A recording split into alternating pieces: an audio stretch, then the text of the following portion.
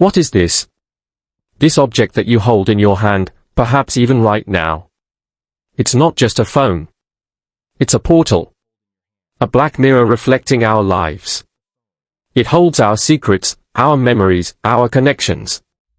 It is, for a time, the most personal object we own. And then, it isn't.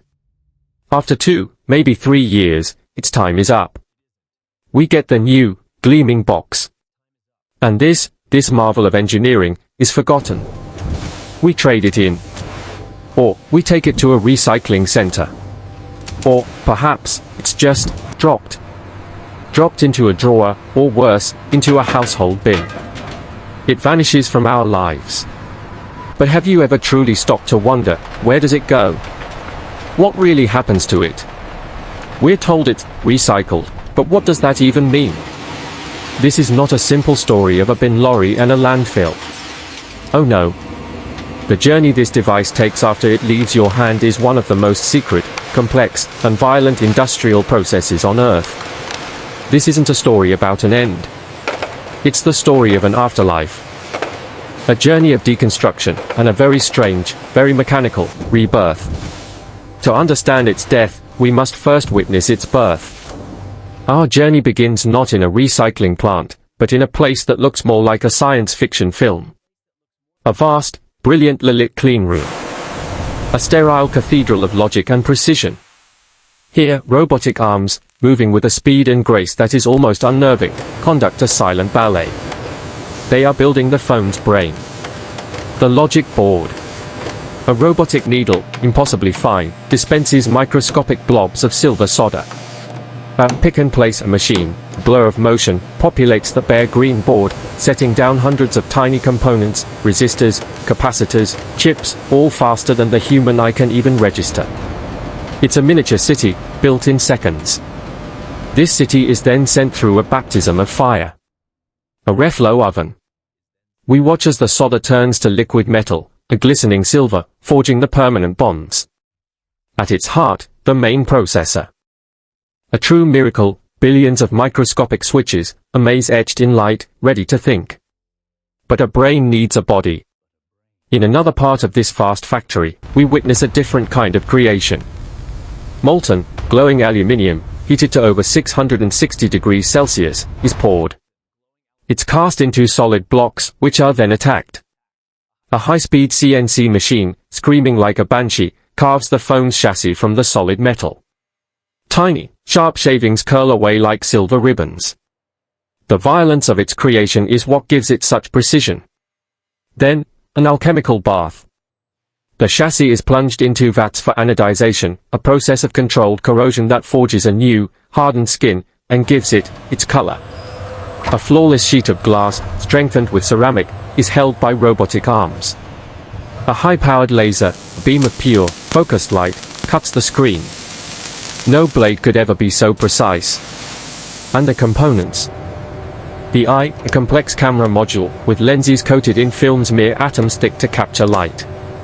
The Taptic engine, a marvel of magnets and copper, designed to lie to your fingertips, to make you feel a click that doesn't exist. And finally, the beating heart. The lithium-ion battery. A dense, volatile pouch of pure, stored energy. Then comes the marriage. A robotic arm lowers the completed screen assembly onto the main body. It is sealed. Sealed against the world. Tiny, pentalobe screws are driven home. It's tested. And for the first time, the screen lights up. It is alive. Music shift, tempo picks up, then fades to a quieter, more personal tone. It begins its life with us. The ritual of the unboxing. The first photo. The endless, hypnotic scrolling. It becomes our digital companion. We drop it. The first scratch, a tiny, private tragedy. It lives in our pocket, warm against our leg. But time is a cruel master. The battery's health, once at 100%, begins its inevitable decline. The software feels slower. A spiderweb crack appears in the corner. And one day, it's cast out. It lands in the drawer of doom, a dark mausoleum for forgotten tech, tangled in old charges. or it's dropped at the recycling center, tossed into a WEE bin. A gateway. The point of no return. This is where its second life begins. And it is anything but peaceful. Tense, industrial, and rhythmic, the phones are collected. Not singly, but in their thousands. Lorry loads of digital ghosts. They are tipped onto a staggering mountain of e-waste, a tangled avalanche of our own recent past. Keyboards, laptops, cables, and our old phones, all jumbled together. The first sort is crude.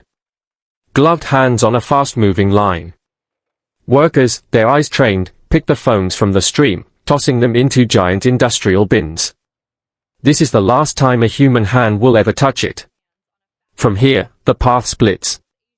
A lucky few are sent to a secret facility for a surgical procedure.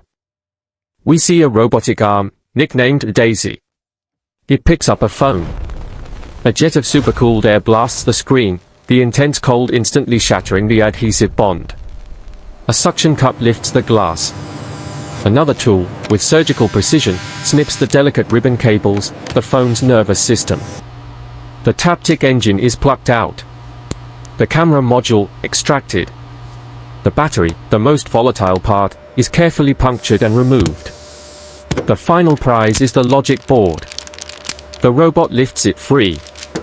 This board is the treasure chest. But most phones do not meet such a dignified end. Most are sent down another path. A far more violent one. They are fed onto a conveyor belt that leads to an abyss. The gaping maw of an industrial shredder. Here, there is no ceremony. No precision. Just brute, mechanical force. Huge, hardened steel teeth grab the phone. In slow motion, we see the glass explode into 1,000 fragments. The metal chassis, once so strong, bends, twists, and is torn apart like paper. A scream of tortured metal. It is obliterated. Reduced in seconds to a cascade of fragments, a chaotic, jumbled confetti of glass, plastic, and metal. It looks like the end. It looks like pure destruction. But this chaos is an illusion. Inside this chaos is a hidden order. The stream of fragments now begins a new, ingenious journey of separation. First, it passes under a powerful, spinning overband magnet.